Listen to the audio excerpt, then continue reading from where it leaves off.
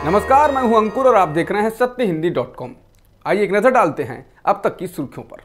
नवजोत सिंह सिद्धू ने पंजाब कांग्रेस के अध्यक्ष पद से इस्तीफा दे दिया है। हालांकि उन्होंने कहा कि वे कांग्रेस में काम करते रहेंगे। सोनिया गांधी को लिखे इस्तीफे में उन्होंने कहा कि व्यक्ति के जमीर का पतन समझौता करने से होता है। मैं पंजाब के भविष्य और पंजाब के लोगों की भलाई के एजेंडे पर कभी समझौता नहीं कर सकता, इसलिए मैं पंजाब प्रदेश कांग्रेस कमेटी के अध्यक्ष पद से इस्तीफा देता हूं। मैं कांग्रेस की सेवा करता रहूंगा। पंजाब के मुख्यमंत्री पद से इस्तीफा देने वाले कैप्टन अमरिंदर सिंह ने अब सिद्धू के इस्तीफे के बाद कहा कि मैंने पहले ही कहा था कि वो स्थिर आदमी नहीं है और बॉर्डर से जुड़े पंजाब राज्य के लिए भी फिट व्यक्ति नहीं है। पंजाब के पूर्व मुख्यमंत्री कैप्टन अमरिंदर सिंह मंगलवार को दिल्ली पहुंचे हैं। इसे लेकर तरह तरह के कयास लगाए जा रहे हैं। कहा जा रहा है कि वो दिल्ली में 2 दिनों तक रहेंगे।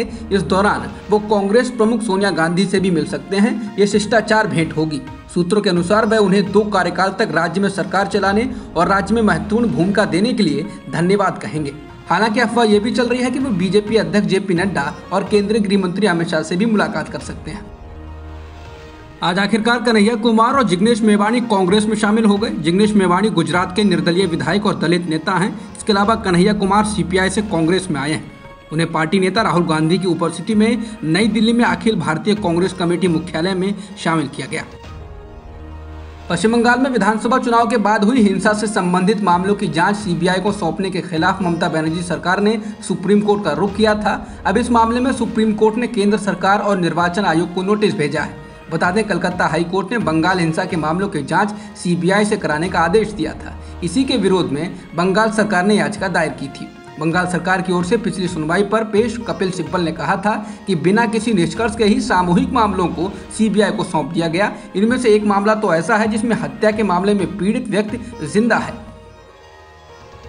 सत्तारूढ़ दल की हर बात में हाँ मिलाकर और कई बार नियम कानून और दिशा निर्देशों से परे जाकर पुलिस अफसरों के काम करने के तौर तरीकों पर मुख्य न्यायाधीश ने गंभीर टिप्पणी की है और उन्हें चेतावनी भी दी है।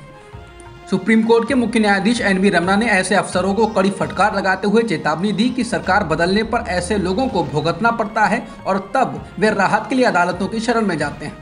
उन्होंने कहा है कि जब आप सरकार के बहुत ही नज़दीक होते हैं तो एक दिन ऐसा भी आता है जब बिल्कुल दूसरी तरफ होते हैं और तब आपको भुगतना पड़ता है।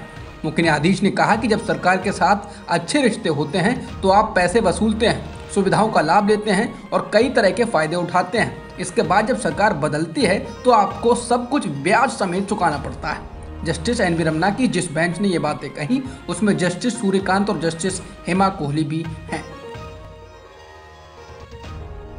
ठाणे की एक अदालत ने गीतकार जावेद अख्तर को आरएसएस की तुलना तालिबान से करने के मामले में कारण बताओ नोटिस जारी किया है। ऐसा आरएसएस के एक सदस्य की शिकायत के बाद किया गया है। शिकायतकर्ता ने आरोप लगाया है कि अख्तर ने अपमानजनक टिप्पणी की और आरएसएस को बदनाम करने के लिए सुनियोजित तरीके से आरएसएस में शामिल होने वाले लोगों को हतोत्साहित, अपमानित और गुमराह किया। ठाणे में मुख्य न्यायिक मजिस्ट्रेट की अदालत ने अख्तर को कारण बताओ नोटिस जारी कर 12 नवंबर से पहले जवाब देने को कहा है। शिकायतकर्ता ने इसके नुकसान और मुआवजे के रूप में 1 रुपये और भविष्य में आरएसएस का नाम ऐसे ना खींचा जाए इसकी मांग की।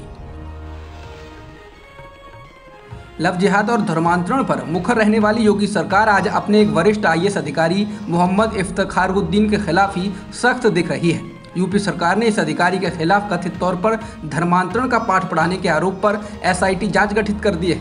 सरकार की यह कार्रवाई सोशल मीडिया पर कुछ वीडियो के वायरल होने के मामले में है। आरोप लगाया गया है कि उन वीडियो में कथित तौर पर वरिष्ठ अधिकारी अपने आधिकारिक आवास पर कुछ लोगों को धर्मांतरण का उपदेश दे रहे हैं। दक्षिणपंथी विचार वाले कई लोगों ने इस वीडियो को शेयर किया और कार्रवाई की मांग की थी। हालांकि अभी तक वीडियो की प्रामाणिकता की पुष्टि नहीं हो पाई है। विभिन्न राज्यों में 3 लोकसभा सीटों और 30 विधानसभा क्षेत्रों में उपचुनाव 30 अक्टूबर को होंगे। वोटों की गिनती 2 नवंबर को होगी। चुनाव आयोग ने मंगलवार को इसकी घोषणा की। चुनाव आयोग ने कहा कि उपचुनाव का फैसला कोरोना जैसे हालातों का जायजा लेने के बाद किया गया है। कलकत्ता हाई कोर्ट ने भवानीपुर उपचुनाव को रद्द करने की मांग करने वाली याचिका को खारिज कर दिया और कहा कि ये उपचुनाव तय समय पर ही कराया जाएगा। बता दें, भवानीपुर सीट से ममता बनर्जी चुनाव लड़ रही हैं। बता दें, एक जनहित याचिका में कोलकाता की भवानीपुर विधानसभा सीट पर उपचुनाव कराने पर सवाल खड़े किए गए थे और कहा गया था कि ऐसा कौन सी संवैधानिक आपातकाल की स्थिति है जो चुनाव आयोग ने यहां चुनाव कराने का फैसला किया।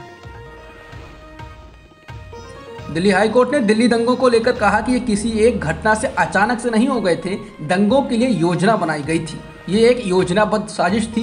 हाईकोर्ट ने ये टिप्पणी मामले में आरोपी को जमानत देने से इनकार करते हुए की। जस्टिस सुब्रमण्यन प्रसाद ने कहा कि सीसीटीवी कैमरों को व्यवस्थित रूप से काटना और तोड़ना भी शहर में कानून व्यवस्था को बिगाड़ने के लिए एक पहले से तैयार साजिश की पुष्टि करता है। अब तक की खबरों में इतना ही। बाकी खबरों के लिए बने रहिए सत्यहिंदी.com के साथ। सत्य हिंदी का ऐप डाउनलोड करें गूगल प्ले स्टोर पर।